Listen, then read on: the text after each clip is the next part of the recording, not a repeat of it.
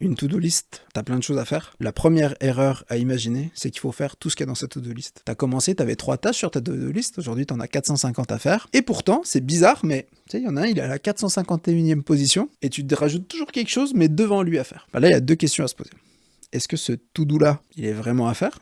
Est-ce qu'il est vraiment important ? Si c'est le cas, ça veut dire juste que tu repousses quelque chose que t'as pas trop envie de faire et donc en réalité t'as une vraie priorité. Il faudrait peut-être que tu le remontes, tu fais juste ta priorité. Ou alors au contraire, est-ce qu'en fait c'est juste que c'est un truc, il faudrait que je fasse ça, il faudrait que, et au final il peut rester là toute ta vie, pas d'impact et d'intérêt à faire sur ce projet-là. Donc déjà, ça fait un premier filtre. Donc ça laisse sur le carpe diem. C'est-à-dire que tu peux très bien te dire maintenant je vais faire quelque chose, c'est important, il faudrait que je fasse ça, mais qu'en réalité, une fois que tu l'as noté sur tes choses à faire, bah t'es pas vraiment besoin de le faire. Et c'est pas grave, on s'en fout. Le deuxième élément, c'est pas parce que t'as une deadline qu'elle est forcément te prendre à la gorge. Une deadline, ça veut pas dire que c'est tu te tires une balle dans le pied. Une deadline, c'est juste une date à laquelle tu dois faire le truc. Tu peux avoir une deadline dans 10 ans, hein.